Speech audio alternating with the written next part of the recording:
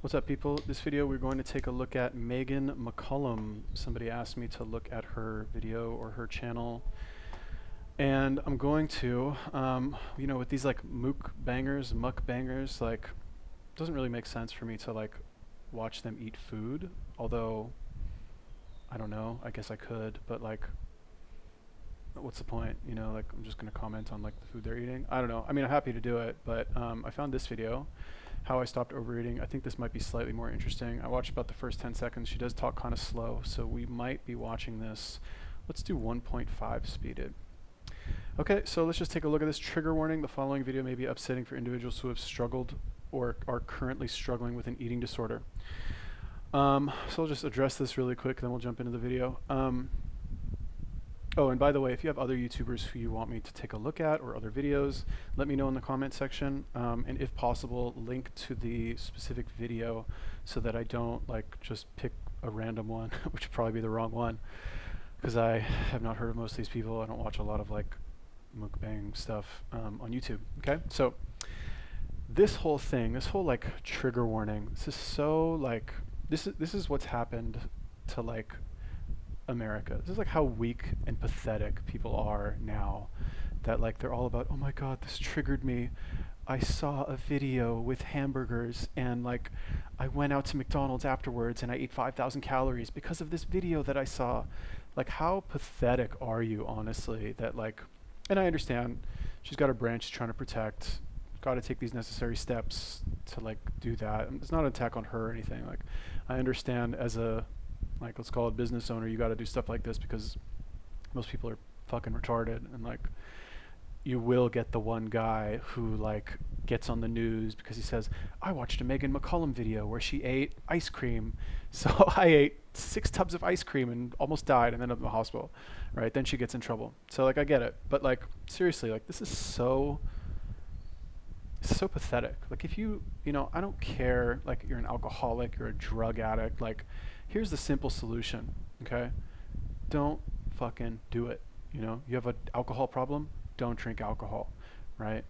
You have a drug problem, don't do any drugs. You're addicted to food, don't buy the fucking food that you're addicted to. Like, I don't know. Anyway, let's get into the video. Hi guys, and welcome back to my channel. So first off, I want to say I've tried to hold off recording this video for the last like hour or so because my upstairs neighbor is, I don't know what they're doing, but they've been stomping pretty aggressively for the past like 3 hours. I have no idea what's going on. It's like 10 o'clock right now, 10 o'clock at night, and they're still aggressively stomping. So if you hear miscellaneous noises, that is what is going on. I just cannot hold off filming any longer. So if you do not know, I used to struggle with binge eating disorder.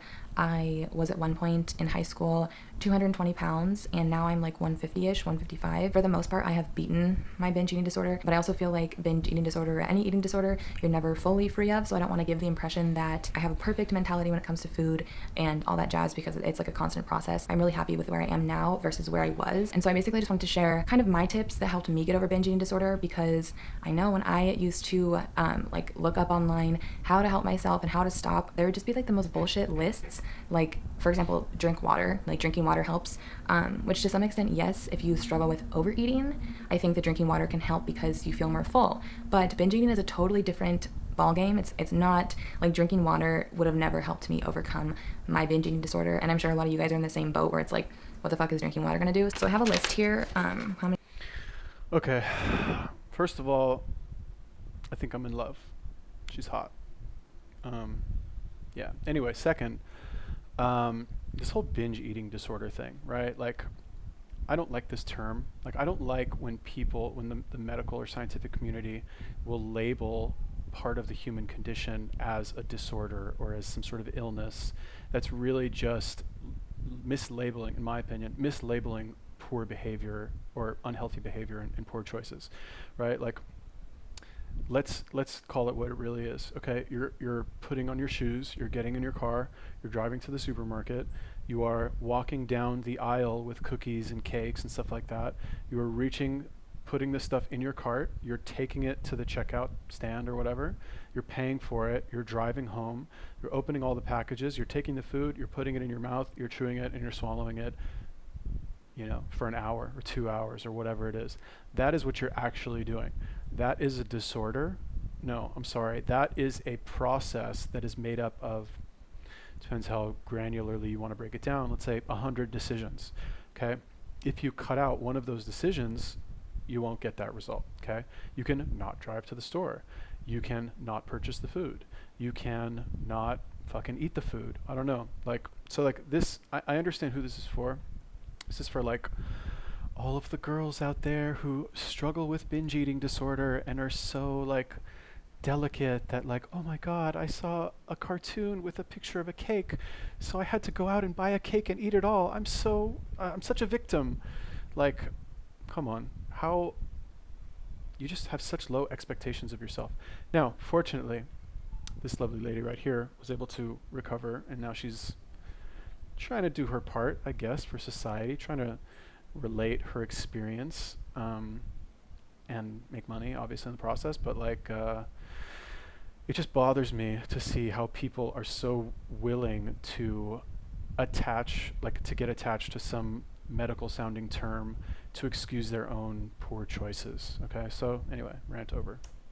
How many do I have? 10 different steps or things that I was more. And also, drinking water, motherfucker, I'm sorry, like, if you drink a bottle of water, you're not gonna binge eat. Like, done. End of story. Like, okay, go to this, like, God, you know, just drink water. Like, it'll work, you know? If your stomach is full of water and every time you want to eat, you drink water, you're not going to want to eat anymore. I can't. Mindful of, and that you might be able to be more mindful of, that will help you if you feel like you're about to binge, or also kind of what to do after you binge. So number one is keep any food that you would be tempted to binge on out of your kitchen, which I know is kind of self-explanatory, but that even goes for like when I used to binge, I wouldn't even binge just on snacks or like candy. Like, it wasn't stuff that you think of when you think of binging. It was more of kind of anything that tasted mildly good, not even great. I would never buy candy, I would never buy anything like that, but I would still binge on other foods. So like baked potatoes, for example. Don't think of it as just junk food. Think of it as any type of food that you might be tempted to binge on or use in a recipe or use to cook something that you want to binge on, which I know is a really drastic measure. That's what really helped me in college, because if you don't really know my story of recovering with binge eating. All right. Oh my goodness. Nobody's going to get fat. Nobody's going to weigh 200 and something pounds by eating baked potatoes. Like, I'm sorry. You cannot eat enough baked potatoes to get 220 pounds from, like, not possible. However, if you consider a baked potato to be like a baked potato with lots of cheese and sour cream and bacon and like all kinds of other fucking nacho cheese, like, yeah, okay, you're going to get fat. Don't have it in the house? Yeah, obviously. Like, definitely self-explanatory. Like, how, oh God. It's like, I don't know why I'm getting so worked up about this, but like, how dumb do you have to be to not understand that the secret to not binge eating is to not have the food in your house? Like, I don't know. I'm sorry.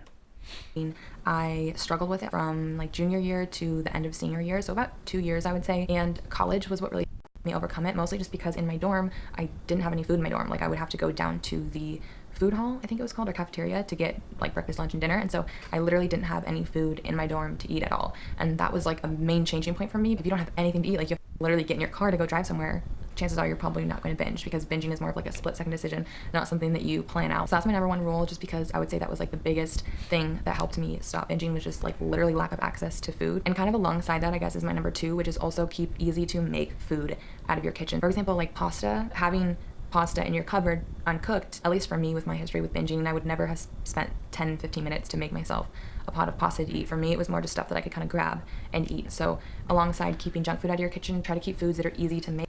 Okay, so she's right. I mean, like, every time I see somebody, you know, because occasionally I've been living in hostels for a while, and I used to work in malls and was working with a lot of people who were like in their early mid-20s. And even now, like, you know, basically single people are going to make rice and pasta. And even in Japan, like, they're making a lot of noodles like every night, and they were not healthy people. It's not so much that you need to avoid eating foods that are easy to make. And again, like, you know, I got a little worked up in the past like 5 minutes just like listening to this. It's not an attack on her, but like, it's not that you need to not eat foods that are easy to prepare. Like, to eat, you know, to drink some raw eggs, right? That's easy to prepare. You open the egg and you drink it. You're not going to get fat from drinking raw eggs. Okay, to eat some raw meat. And like, okay, fine, if you're like a normal mainstream person, you're like, oh my God, raw meat, like you're gonna die of parasites. You're not. But eating raw meat, it doesn't get much easier to prepare than that. The real problem is eating food that is processed and eating food that has virtually no nutritional value.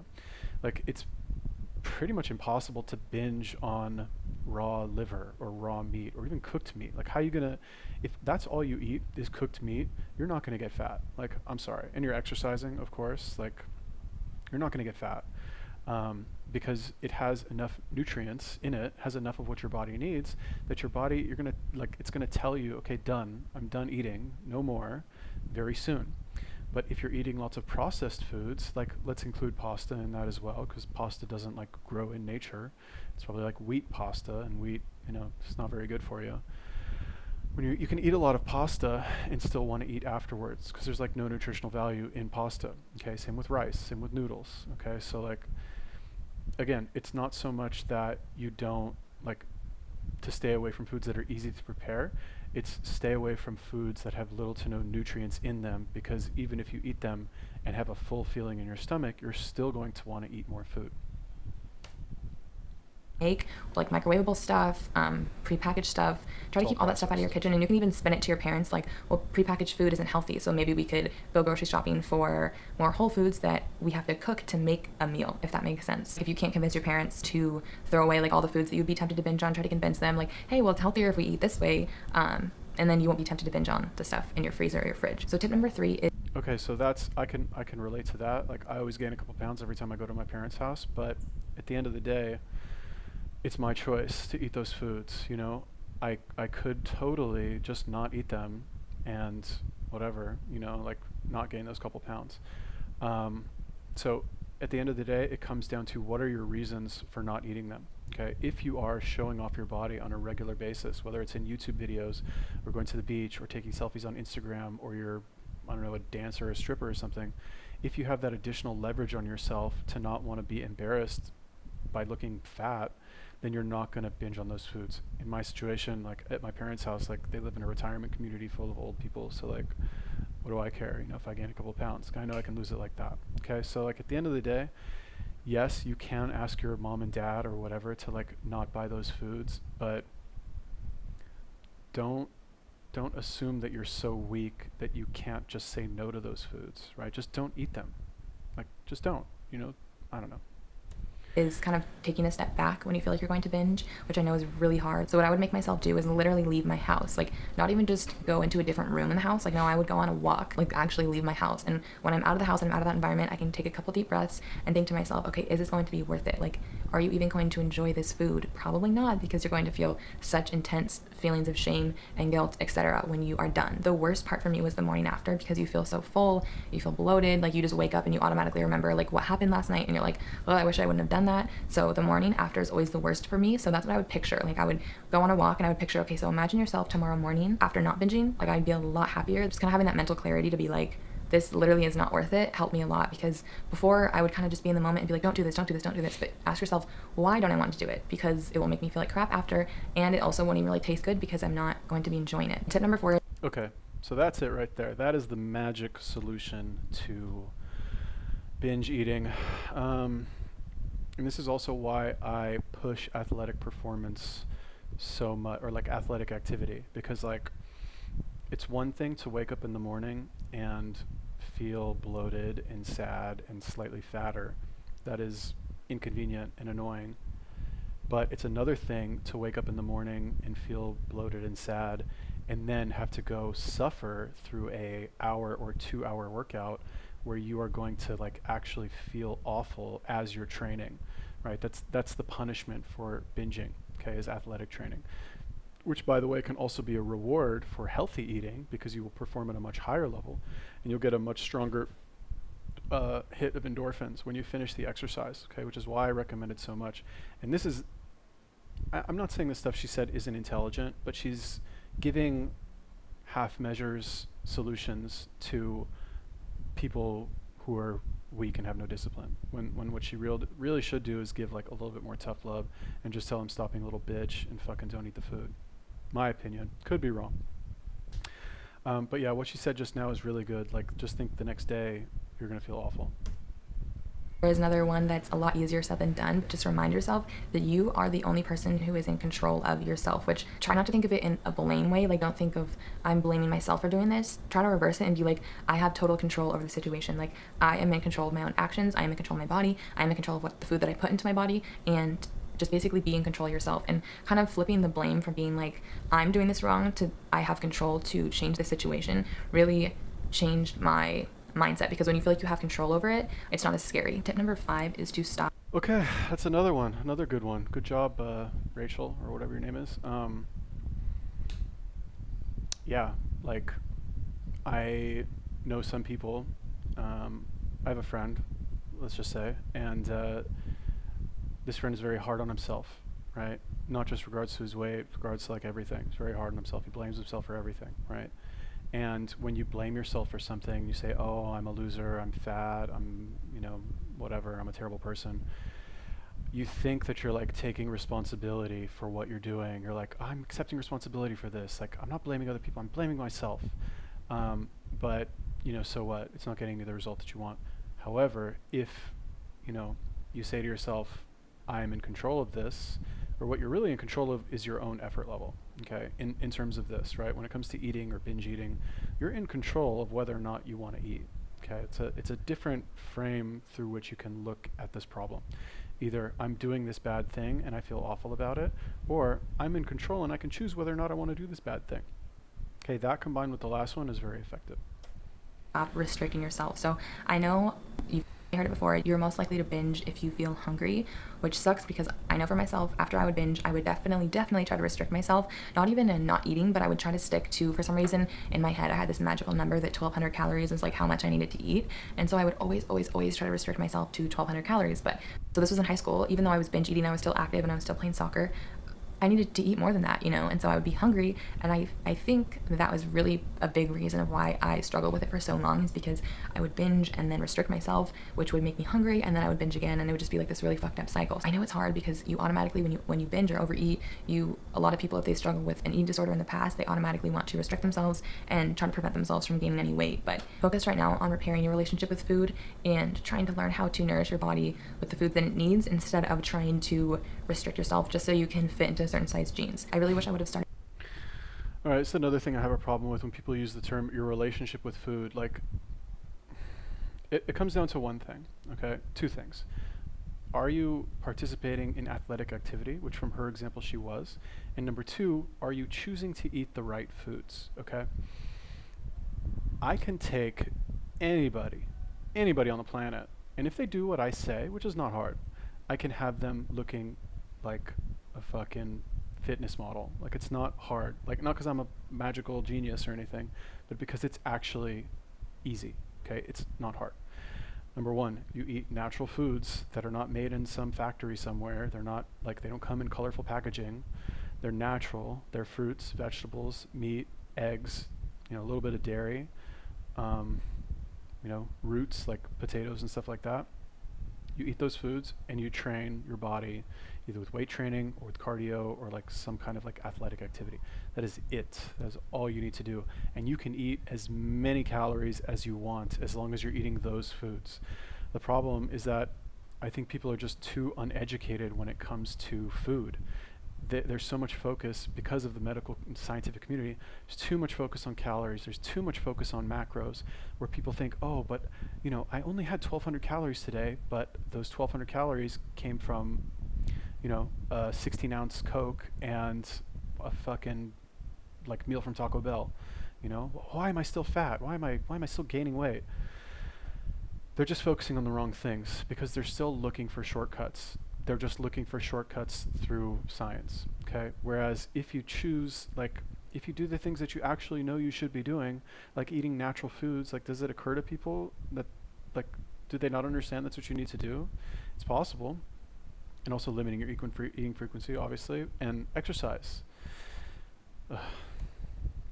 Started doing that earlier, because I could have saved myself 2 years of what kind of were the worst years of my life. If I would have just taken a step back and kind of learned how to feed myself properly, I don't think that I would have struggled with it for so long. I truly believe that binge eating mostly stems from people restricting themselves in one way or another. My number 6 is try to be open about the fact. No, binge eating comes from not eating the right foods.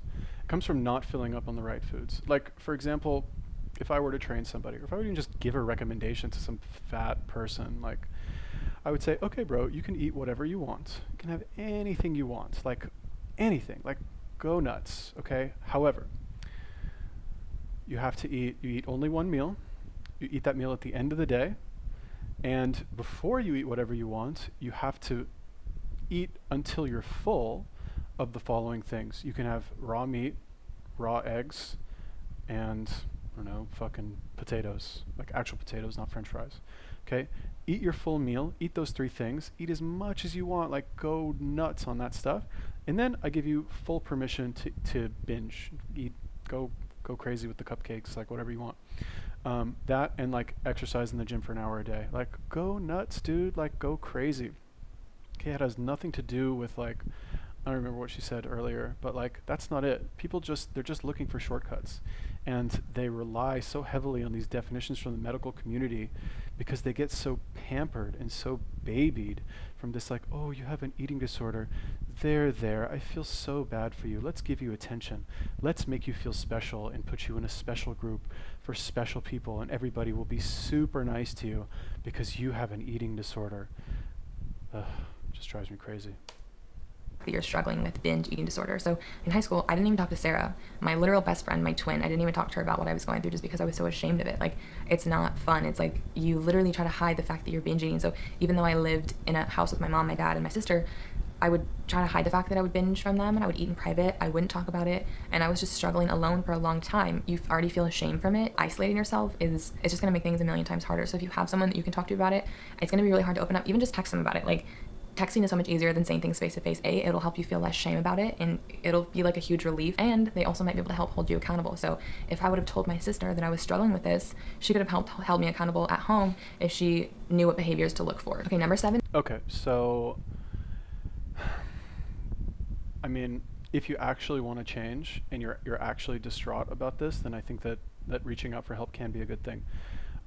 However, what I would warn against is like becoming so wrapped up in having an eating disorder and having, problems with bad relationship with food, that you tie that so closely to your identity that this reaching out to other people becomes just essentially when you want that hit of attention. You send that text like, oh, I'm struggling with my eating disorder now, like please send me a text and be nice to me. I think that can happen, and I think that some people will abuse that, maybe even without even realizing it. But like if you're actually looking for help and the person that you reach out to will actually help you, and you follow through and you take action and you do stuff, yeah, that can be fine. But if not, then just, I don't know. Is kind of weird, but chewing gum and also keeping like 0 calorie, kind of sugary, not sugary because it's 0 calorie, but for example like vitamin water zero, those kind of like fruitier drinks that are low in calorie, and gum in my kitchen helped me a lot because it helped keep my mouth and my taste buds occupied. So if I felt like I wanted to binge on something, I could have a really tasty I love vitamin water, so other people might not think it's tasty, but I personally think that vitamin water is yummy. So I would sip vitamin water, for example, or chew on bubble gum was my favorite, even like the 0 sugar kind. This gum tastes good, like I don't need to go and eat something else in the kitchen. For rule number 8 is just try to remember. Oh my god, she's so hot. What was I going to say? Oh yeah, gum. Very good idea. Like, pop a piece of gum after your meal. Actually, what's really better than gum, or what you could do in addition to gum, is brushing your teeth. Like, I don't care who you are. I don't care how fat you are, and like how much you have a binge eating disorder. Like, you're not going to want to eat that food after you brush your teeth. Like, you're just not going to. So if you have to brush your teeth 10 times a day, go brush your teeth 10 times a day, or chew gum. Those are 2 good things. Regarding the vitamin water or like sweet calorie-free drinks, those will still spike your insulin, and they will, like they say that like that sugar-free stuff makes you hungrier because I forget what it is, like you're drinking something that your body thinks is food because it is sweet, but there's no calories, so like it somehow makes you hungrier. I don't know, don't quote me on that, but like, Diet Coke, like it's one of these things like, okay, it's better than processed food, but it might lead to binging on processed food. She says it works for her. I guess you could try it. Like if you try drinking vitamin water or Coke Zero or something and it stops you from binging, okay, great. But like don't, better to brush your teeth and better to chew gum. that there's 3,500 calories in a pound. I feel like people, when they binge, they think, oh my God, I've gained like 3 pounds from this. Like, so many people fail even on the 10K calorie challenge, eating 10,000 calories in a day, and eating 10,000 calories in a day wouldn't even be enough to have you gain 3 pounds. So I know that when you like eat 2 slices of cake or something, it feels like, holy shit, I just ate so much, I'm gonna gain so much weight. But just keep in mind, like, no, you didn't. And then also keep in mind that weight is completely temporary. Like, just because you gain it doesn't mean that you can't lose it. So I know that it might feel like your world is crashing down around you because you feel like you don't have control over your eating habits, but it is only temporary. You could gain 50 pounds and you can still lose it. So just try to keep that in mind. Yeah, so I think that's a dangerous thing to say to people who are fat or like getting fatter or like like completely not in control, or like, yeah, let's say not in control of what they eat. Like, oh, you can gain 50 pounds and lose it right away. Yeah, you can. But if you don't have the proper habits or the like good values in terms of like the food that you're eating and you're not exercising, like, let me put it to you like this. If you have an office job and you're fat and getting fatter and you're eating fast food all the time and you're binging while you watch Netflix and you're drinking alcohol 3 nights a week and you start gaining weight and you gain 50 pounds in a couple of months and you watch this and you're like, well, she said I can lose the weight anytime I want, so it's really not a problem. I get what she's trying to do. She's trying to like comfort people who like have a problem with eating and make them like, because it's our natural human tendency to want to comfort people who are in distress, right? It's like it's just natural to want to do that. I want to, you want to, everybody wants to. It's hard to see people who are in pain. However, you know, pain is like can be a good thing, and it can show you what you need to change and what you need to improve. So if somebody's in pain because they're doing something wrong, something they shouldn't be doing, they should be in pain. It's a good thing for them to be in pain. If you feel bad about being 50 pounds overweight, guess what, motherfucker? You should feel bad about that, because it's not good to be 50 pounds overweight.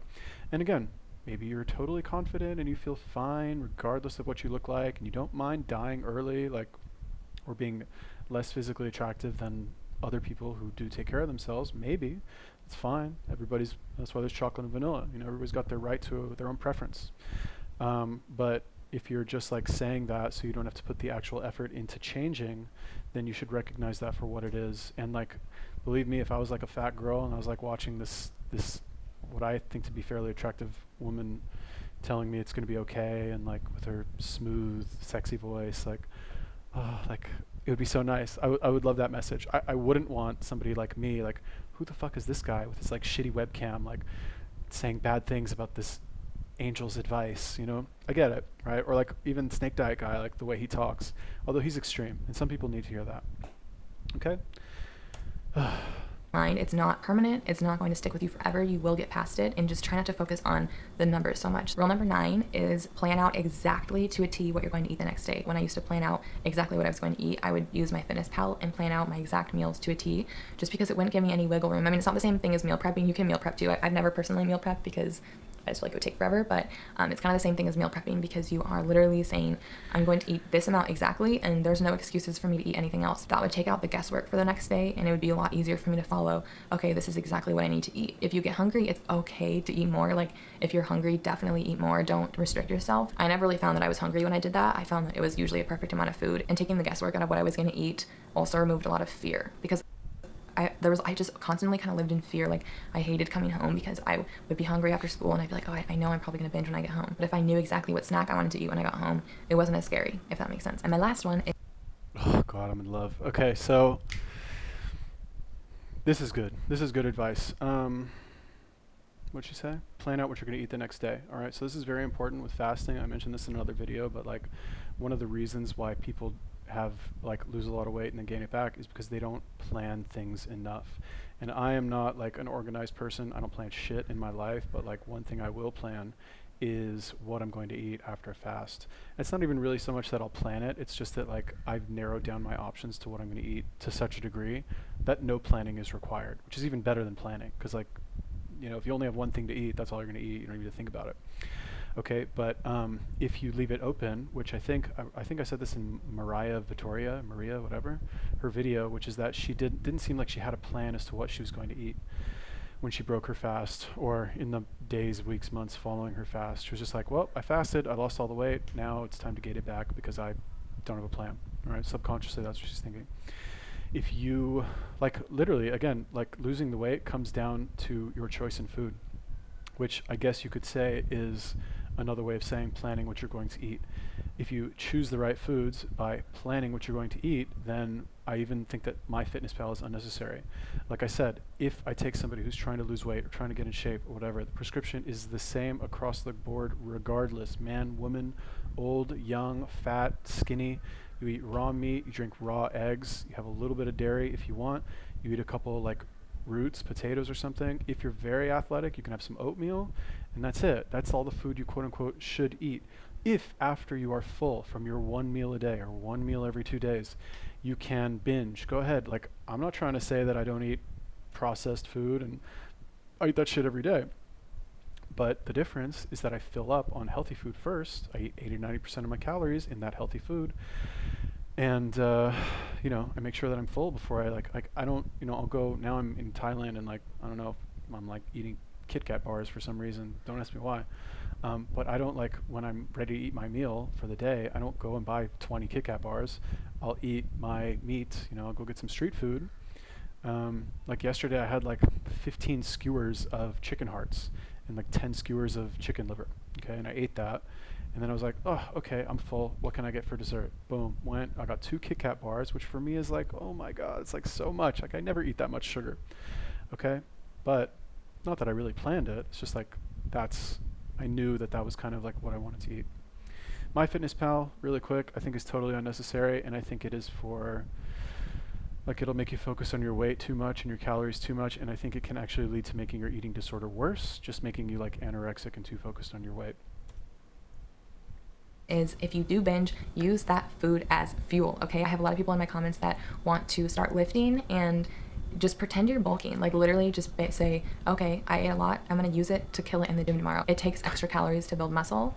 Okay, use those extra calories from your binge. Use it for something positive so that it's not something totally negative in your life. Don't go crazy. Don't go do a bunch of cardio trying to burn off all the calories that you did. More cardio doesn't mean that you're gonna lose more weight. You'll just end up hitting a plateau and just run yourself into the ground. Just use extra calories that you consume to help you build muscle, basically. So yeah, that is my list of all this stuff. Okay, so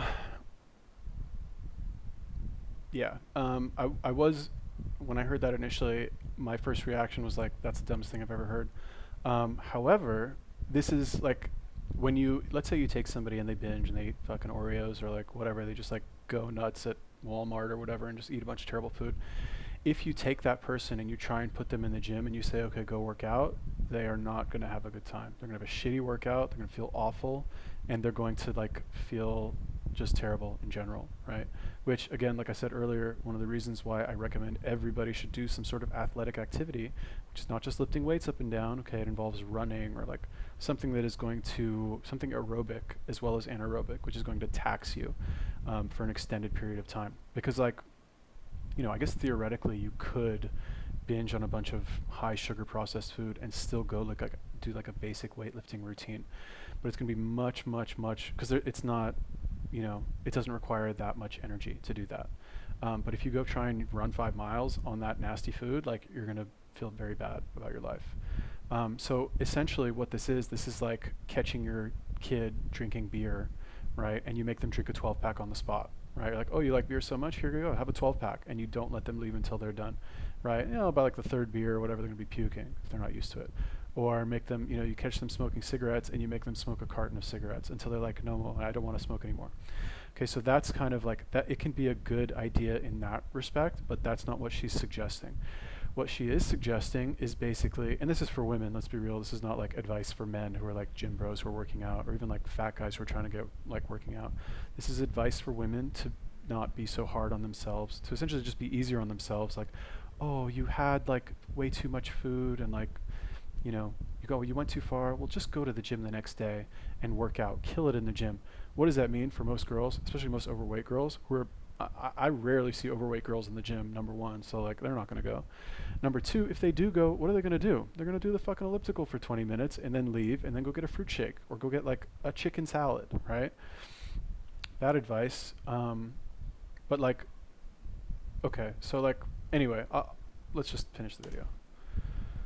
that I either incorporated into my life or wish that I would have incorporated into my life when I struggle with binge eating. I just wanted to film this video because I feel like I get a lot of DMs from people asking me for tips and all that kind of stuff. And I know that it kind of feels like it's never going to end or it'll never get better, but trust me, it does. If I can do it, I felt like I would never get over it, and I felt like it would consume me forever. So if I can get over it, trust me, you can. It would be really cool if people would share their experiences with it in the comments, because I know that it would make probably a lot of people feel less alone. So if you feel comfortable sharing your story in the comments, either of how you're currently struggling with it or how you struggle with it in the past, that would be awesome. Yeah, I just hope you guys enjoyed this video and I hope it was helpful, and I hope it made sense also. So, but yeah, I hope you guys enjoyed this video, and I am going to go to sleep now. I think it's like 10:30, maybe 11. So I am tired and I'm going to go to sleep, but I will just talk to you guys in my next video. Okay. All right. So like, her heart's in the right place. Oh, before we get into that, before I give the summary, and I should have said this in the beginning. In engineering, I think, or something, there's a like phrase, and it says, "It's not stupid if it works." Okay, which basically means like if you're doing something, it could look like the dumbest, stupidest, like most pointless thing, whatever. If it gets the job done, who cares, right? Results oriented. Okay, so like she says that this stuff helped her lose weight. She looks pretty good right now. I haven't seen what her body looks like, but like I don't know, she looks pretty hot in my opinion. And like you can tell like she's got like a thin face, and judging by the hands and upper body, whatever, I think she looks good. I don't know. Okay, so it worked for her, and theoretically, excuse me, if it worked for her, it can work for other people as well. So that's number one. I'll preface this entire thing by that. Now, that said, you can tell her heart, well, who knows if her heart's in the right place? Like, who really knows what people's motivations are? It seems to me that her heart is in the right place, and she's actually giving this advice, relating it authentically and telling people what actually worked for her. And, you know, as just like kind of putting it out there so that maybe people will like take a tip here, take a tip there, incorporate something into their lives, which will allow them to, let's say, move up a level in, you know, their fitness shape level or whatever. That said, what I think that the biggest problem with, because I think this is for women, I don't think like men watch this video, maybe, I don't know, but like I would say probably 80% of the people that watch this or follow her are women, even though she's hot. I would say that like this is just like what these people actually need to do is choose to eat healthy food, exercise in the gym, and just stop eating the unhealthy food. Like, I don't know, I'm oversimplifying, like brush your teeth more, just eat the healthy food. I don't know, like how do you talk about this for 15 minutes? I don't know, I'm done.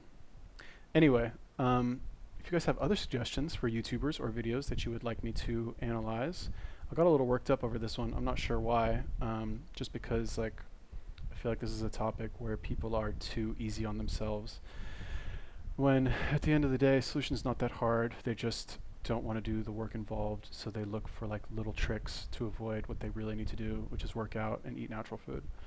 Done. Let me know in a comment if you have other YouTubers or other videos you want me to watch. That's it. Peace.